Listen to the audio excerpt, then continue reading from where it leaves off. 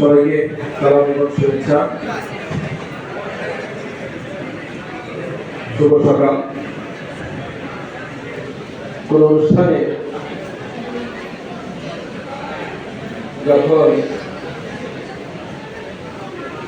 অনুষ্ঠান followed by থেকে কোনো কালচারাল প্রোগ্রাম বা খাওয়া দাওয়া,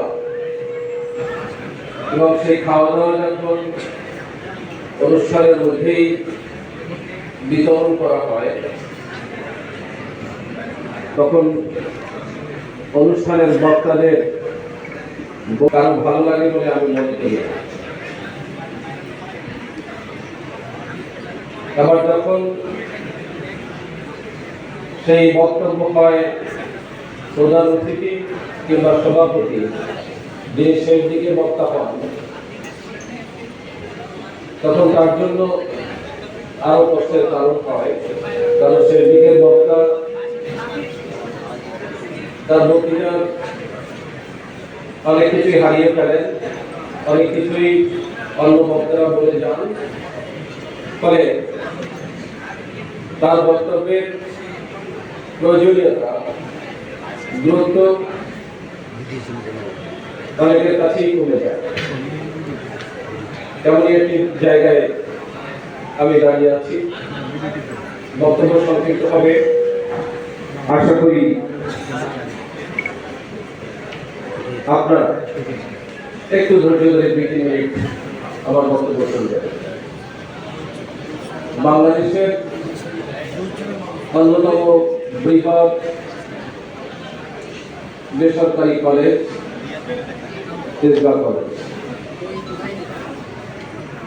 এদিকে কোনো সন্দেহ নেই। সব বক্তারাই এভাবে উপস্থাপন করেছে। আমিও দীর্ঘদিন সভাপতি হিসেবে দায়িত্ব পালন করতে গিয়ে, এটিকে সামাল দিতে গিয়ে আমার উপলব্ধিও তেমন। সেই কলেজে আজকের ইন্টারমিডিয়েট প্রথম বর্ষের ছাত্রছাত্রীদের নবীনবরণ অনুষ্ঠান, এই অনুষ্ঠানের সভাপতিত্ব করছেন কলেজেরই অত্যন্ত স্বনামধন্য ভারপ্রাপ্ত অধ্যক্ষ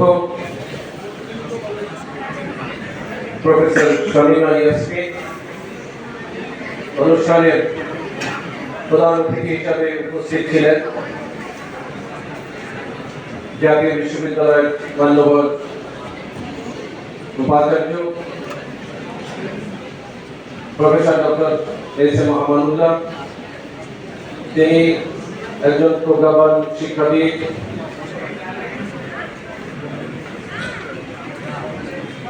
তার বক্তৃতায় আপনারা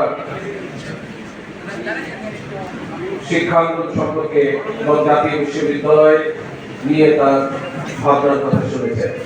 প্রফেসর আমানুল্লাহ ইতিমধ্যেই তার বক্তব্য দিয়ে একটি রাষ্ট্রীয় প্রোগ্রামে অংশগ্রহণের জন্য সভাস্থল ত্যাগ করেছেন। আমাদের অনুমতি সাপেক্ষে উপস্থিত রয়েছেন কলেজ গভর্নিং বডির সম্মানিত 2 জন সদস্য,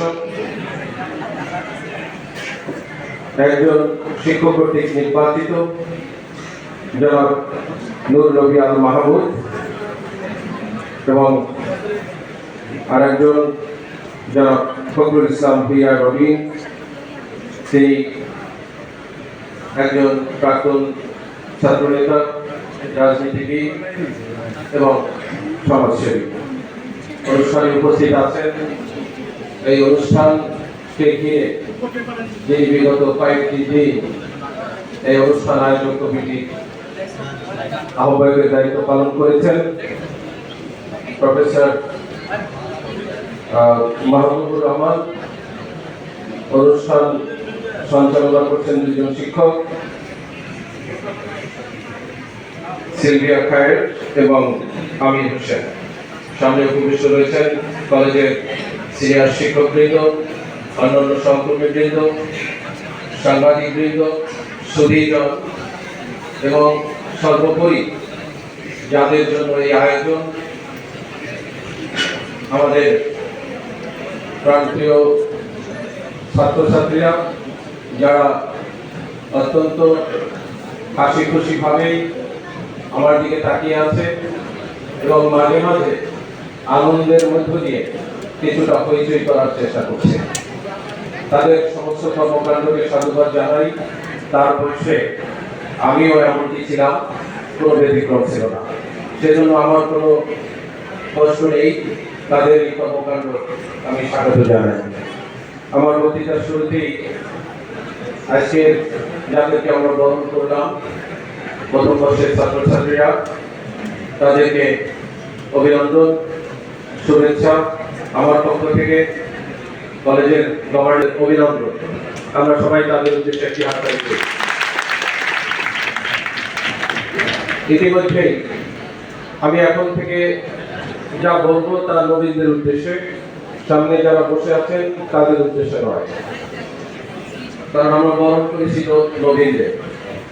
ইতিমধ্যেই তোমাদের কয়েকটি মাস নষ্ট হয়েছে এবং এই নষ্টের পিছনে যারা দায়ী তাদের কথা আমাদের বক্তারা বলেছে। আমি আর সেই দিকে যেতে চাই না। একটি ছাত্র জনতার গণ অভ্যুত্থানের মধ্য দিয়ে আমরা দীর্ঘ স্বাধীনতা অর্জন করেছি এবং তার পরবর্তীতে বাংলাদেশের প্রতিটি প্রতিষ্ঠান, প্রতিটি রাষ্ট্রীয় দপ্তর নতুনভাবে তাদের কার্যক্রম শুরু করেছে এবং তারই পরিপ্রেক্ষিতে শিক্ষা প্রতিষ্ঠানগুলো একটি সংস্কারের মধ্য দিয়ে এগিয়ে চলছে। নতুন বাংলাদেশ সৃষ্টিতে যারা অবদান রেখেছে, ছাত্র জনতার অভ্যুত্থান বিপ্লব, সেই বিপ্লবে যারা নিহত হয়েছে তাদেরকে অত্যন্ত বিনম্র শ্রদ্ধায় স্মরণ করি এবং এই বিপ্লবে যারা হতাহত হয়েছে, বন্ধুত্ব বরণ করেছে, বিশেষ করে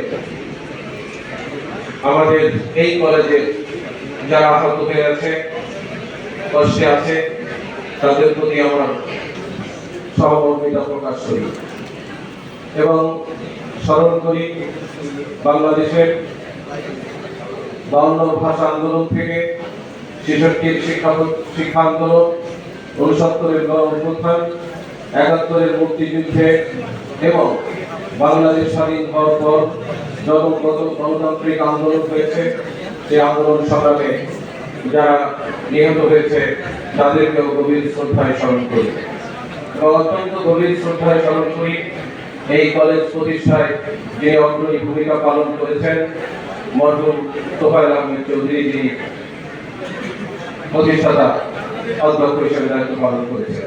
তাকেও আমি বিনম্র শ্রদ্ধায় স্মরণ করি। তার অবদানকে আমরা আজকে স্বীকার করি। প্রিয় ছাত্রছাত্রীরা, তোমাদের বয়স খুব বেশি নয়, 16-17, এবং তোমরা কেবল এসএসসি পাস করে এইচএসসিতে পদার্পণ করেছ। এই 2 বছর তোমাদের জন্য অত্যন্ত হিসাব নিকাশের সময়। তোমরা কি করবে না না করবে তার সিদ্ধান্ত কিন্তু তোমাদের হাতে। আমাদের একজন ছাত্র অত্যন্ত আত্মপ্রত্যয়ীভাবে তার বক্তব্য উপস্থাপন করতে গিয়ে এই কথাগুলো বলেছেন। 4 জন ছাত্র বক্তৃতা করেছেন, তাদেরকে আমি ধন্যবাদ জানাই। অত্যন্ত সুন্দর এবং সময় উপযোগী কথাগুলো তোমাদের হয়ে আমাদের সামনে উপস্থাপন করেছে। এই কারণে আমি তাদেরকে ধন্যবাদ জানাই, আমাদের পক্ষ থেকে কৃতজ্ঞতা জানাই। সময় তোমাদের জন্য অত্যন্ত ইম্পর্টেন্ট। তোমরা কিভাবে এই কলেজে পড়াশোনা করে কলেজের মান বৃদ্ধিতে অগ্রণী ভূমিকা পালন করবে সেটি তোমাদেরই দায়িত্ব। কারণ এখন আর তোমাদেরকে হাত ধরে ধরে স্কুলে নিয়ে যাওয়ার সময় তোমাদের অভিভাবকরা পান না। তারপরেও আমরা লক্ষ্য করি অভিভাবকরা অত্যন্ত কষ্ট করে তোমাদের পিছনে, কারণ সবাই একটি প্রত্যাশার জায়গা রয়েছে যে আমার সন্তানরা উচ্চশিক্ষার ক্ষেত্রে বাংলাদেশের প্রতিষ্ঠিত বিশ্ববিদ্যালয়গুলোকে চান্স পাবে এবং পড়াশোনা করবে, এই জাতির অগ্রগতিতে কন্ট্রিবিউট করবে। সেই প্রত্যাশা যখন তোমরা পূরণ করতে না পারো, তখনই আমরা আশাহত হই, তোমাদের নিয়ে দুশ্চিন্তায় পড়ি। আমি এই কলেজের গভর্নিং বডির চেয়ারম্যান হিসাবে একটু অ্যানালাইসিস করে দেখার চেষ্টা করেছি। আমি পরিসংখ্যানের শিক্ষক, ছাত্র ছিলাম। পরিসংখ্যানের কাজই হচ্ছে গবেষণা এবং ডেটাবেস কথা বলা। আমি সেই তথ্য উপাত্ত নিয়েই কথা বলছি যে এই কলেজ থেকে খুব বেশি ছাত্রছাত্রী ইন্টারমিডিয়েট পাস করার পরে স্বনামধন্য বিশ্ববিদ্যালয় লাইক ঢাকা বিশ্ববিদ্যালয়, বুয়েট কিংবা পাবলিক বিশ্ববিদ্যালয় কতজন চান্স পায় সেটি আমাদের ভেবে দেখতে হবে। এবং গত বছরে কেউ চান্স পেয়েছে কিনা আমার জানা নেই, কেউ আমাকে ইনফরমেশন দিতে পারেনি যে ঢাকা বিশ্ববিদ্যালয়ে কয়জন ছাত্র ভর্তি হয়েছে। কিন্তু তোমাদের গার্জিয়ানরা, তোমাদের অভিভাবকরা, তাদের প্রত্যাশা কিন্তু তোমরা যাতে এই সমস্ত খ্যাতনামা বিশ্ববিদ্যালয়গুলোতে চান্স পাও। আমি চাই না, আমরা শুনতেও চাই না যে এই কলেজ থেকে ইন্টারমিডিয়েট পাস করে আবার অনার্সে এই কলেজে ভর্তি হতে হয়েছে তোমাকে। এটি আমরা দেখতে চাই না। আমরা চাই এই কলেজের ছাত্রছাত্রীরা মেধার স্বাক্ষর রেখে বাংলাদেশের প্রতিটি শিক্ষকদের সান্নিধ্যে আসার সুযোগ পাবে।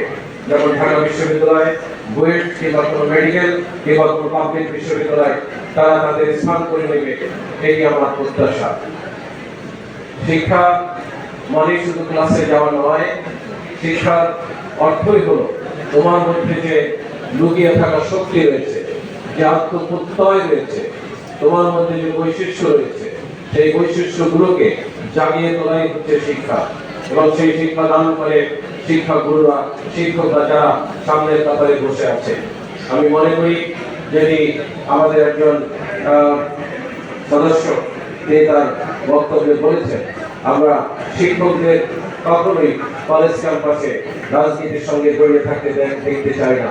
তাদেরকে দেখতে চাই ক্লাসরুমে, তারা শিক্ষার মাধ্যমে, শিক্ষাদানের মাধ্যমে ছাত্রদেরকে উদ্বুদ্ধ করবে, ছাত্রদের মধ্যে সেই ক্রিয়েটিভিটিটাকে তৈরি করে তুলবে, জাগ্রত করে তুলবে এবং তারই মধ্য দিয়ে ছাত্ররা শিখবে, জানবে, কখনো কখনো তারা নতুন আবিষ্কারের দিকে থাকবে। আমরা সেটা যদি পারি তাহলেই বুঝবো যে আমরা সত্যিকারের শিক্ষক হিসাবে আমাদের ছাত্রছাত্রীদেরকে, আমাদের সন্তানদেরকে আমরা নিজেদের মতো করে গড়ে তুলতে পেরেছি। সেই সম্মান তখনই ছাত্রছাত্রীরা আমাদের শিক্ষকদেরকেও সেই জায়গায় স্থান দেবে। আমি এই কলেজে বহুবার এসেছি, দেখার সুযোগ হয়েছে। ছাত্রছাত্রীদের সঙ্গে শিক্ষকদের অনেক গ্যাপ রয়েছে, যা ইভেন প্রাচ্য অক্সফোর্ড ঢাকা বিশ্ববিদ্যালয়ে আমি তেমনটি দেখি না, যা দেখি এই ক্যাম্পাসে। বলেই ভালো লাগে না আমার।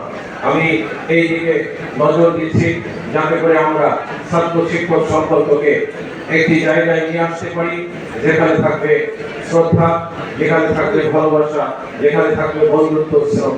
এবং এই মধ্য দিয়ে দেশবা কলেজ এগিয়ে যাবে, ছাত্রছাত্রীরা এগিয়ে যাবে, বাংলাদেশ বিনির্মাণে, এই জাতি গঠনে তারা অগ্রণী ভূমিকা পালন করবে। এই প্রত্যয় এবং প্রত্যাশা রেখে সবাইকে ধন্যবাদ দিয়ে আমার বক্তব্য শোনার জন্য কৃতজ্ঞতা জানিয়ে আমার বক্তব্য শেষ করছি। আল্লাহ হাফেজ। আসসালামু আলাইকুম।